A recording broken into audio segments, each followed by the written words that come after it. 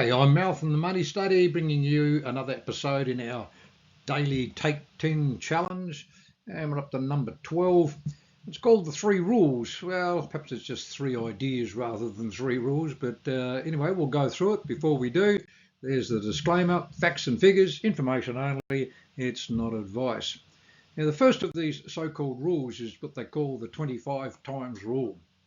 And the rule states that you have enough money to retire once you've saved up 25 times your annual expenses. So you work out what you need to live on, as in net terms. So this is not your gross before tax and so forth. This is the amount of money that you actually spend on your groceries and your petrol and all the bills and your bit of fun and everything. You work out exactly what it's going to cost you. Well, you can never work it out exactly, but you work out roughly what you're going to need per annum.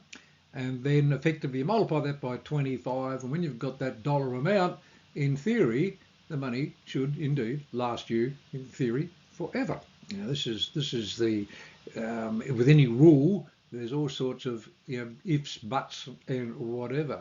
It can be a useful rule of thumb, but of course, I say, depending on how old you are, is it enough? The next slide will sort of give us a bit of an indication here, but basically what it boils down to is that the younger you are trying to retire, then generally speaking, you need to give yourself a bit of a buffer. So effectively, if you're looking to retire, very early, then you should really have somewhere between 29 to 33 times your money, just to make sure it's going to last you forever, so to speak. So it's just gives you just a bit of a guide here, and of course it's assuming that this is your only source of income. So whatever you've built up into that investment. Of course, if it means that later on you might get Centrelink or some other sort of money is going to be coming from somewhere, you need to take that into account, in which case you don't have to save quite as much money. But the interesting thing about it is when we look at our expenses, that it's not so much trying to save more, that if we could actually just cut and prune our expenses just a little bit, because for every $100 you can cut from your monthly expenses, so we're sort of saving about $25 a week or so here, then you need $30,000 less in your actual lump of money to generate what we need for retirement. So just cutting your expenses by $100 saves you having to save up $30,000. So you can see that the impact of the expenses is quite critical to what the end scenario is going to be there. Now the next thing is the 4% rule.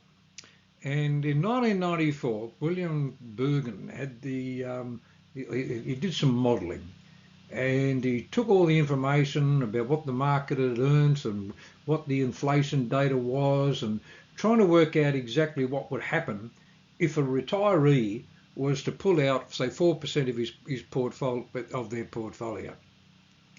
And if they just took out 4%, how long would the money last over time?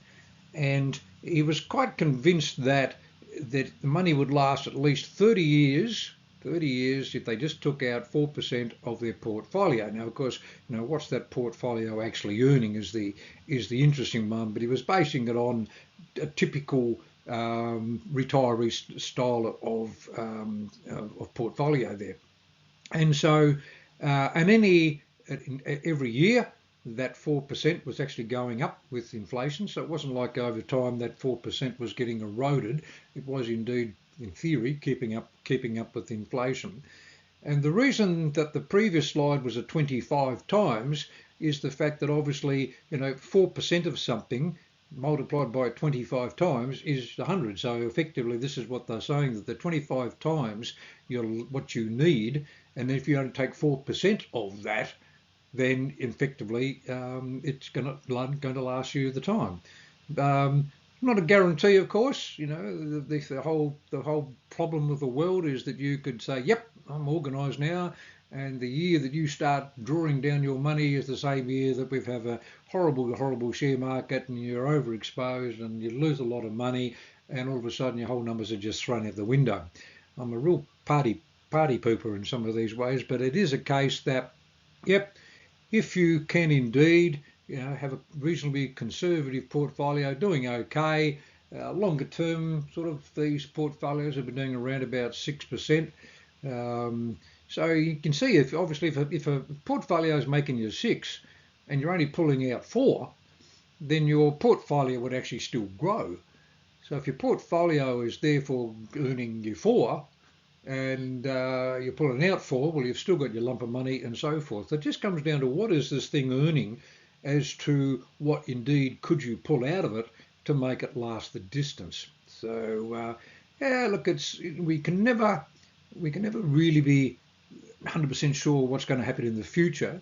We can base it on what happened in the past, but it's a case of being nimble enough to be able to adjust things as things change in the future. But just a couple of rules there that will sort of give you a bit of a guidance. Are you anywhere on track to get what you actually need? Then there's this third rule called the 10% rule. And the idea is that if we can replace our working income with 10% of our income can be replaced doing something, other work that we really love, like a little side hustle or building up a little business there, or we've got ideally some investment returns, so we've got some money in an investment that's now generating around about 10% of our net income there, then effectively if you could do that, it really means that if you could basically replace 10% of your income each year by doing a side hustle or indeed an investment, then obviously it means that in 10 years' time, you've actually replaced all of your working. You don't need to work because you've got enough money coming in to replace the work. So now, of course, this is based on your net income.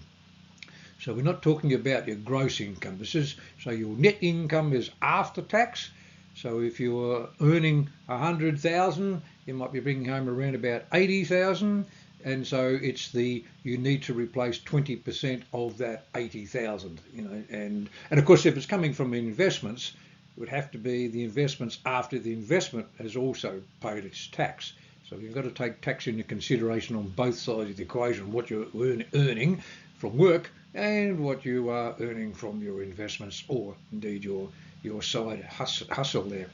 But the idea is you can do it in steps. So if you've got a goal here to retire, and be it early or even later, if we can sort of see that, this year we've actually been able to increase our investments to generate X dollars, X% of our net income, we can just sort of chisel away at this thing and giving you some sort of, we're actually getting there to see what you're doing. So even if you've got your super fund, you can have a look at it and see what it's generating and say, okay, that year it actually generated that amount of money. What is that as a percentage of your salary, your net salary? So is your super, getting to a point where it's actually replacing 10%, 20%, 30%, and so forth as time goes on there. Now, of course, if you've got a situation where you have got a little side hustle, some sort of little business, or you've got something that you're doing online, or whatever it might be, if you can do that, of course, without quitting your job, then we've got the situation that we can sort of build up this extra income and hopefully build up that side hustle to some point where you can get rid of the job that you don't like. Having said that, you've got to be careful that your side hustle doesn't just become another job. Working for yourself can be exciting. I will be doing some sessions on entrepreneurs later on those people who are trying to get out of the workforce and trying to do their own thing. I will be doing a webinar just on this situation because it's certainly something that I come across a lot. I deal with a lot of public servants and dare I say the culture of the public service has certainly changed over the last 10 years and there's a lot of people there saying, gosh, get me out of here and I'll do anything, So anyway, that's just the idea of any of those sort of things that if you can do it while you're still working, gives you that security of your income, giving yourself a bit of flexibility with extra money there. But ideally, if the income's coming from investments, rather than a side hustle. You don't have to put any work in to an investment, well, apart from looking after it and doing our tax returns and so forth. But literally, if we have some money that's investing, it's just like we can go to bed at night and it's actually making us money. That's where we're aiming for, because that's just income coming in. It's passive income where we don't need to be working to get that income. And of course, we're building it up every year, bit by bit by bit by bit. Now, of course, 10% rule. Why 10%? Just means because it's a nice round number, and you could retire in 10 years. But it literally comes down, if you could replace 3%, how many years is it going to be before you could, your investments would replace your income and so forth. It's just an idea that if you focus on trying to replace some of your income from investment returns, then yep, bit by bit by bit by bit, we can replace our income to the point then that we are completely independent and free, so to speak. So that's lovely. Anyway, just a couple of food for thought there. And there's lots, even if you sort of Googled that guy's name and whatever his name was, I can't remember now, you'd find a lot more information on that. You can always have a chat about how you're tracking at any time. Go to our website and you can make a booking to see us. I'll see you on the next one.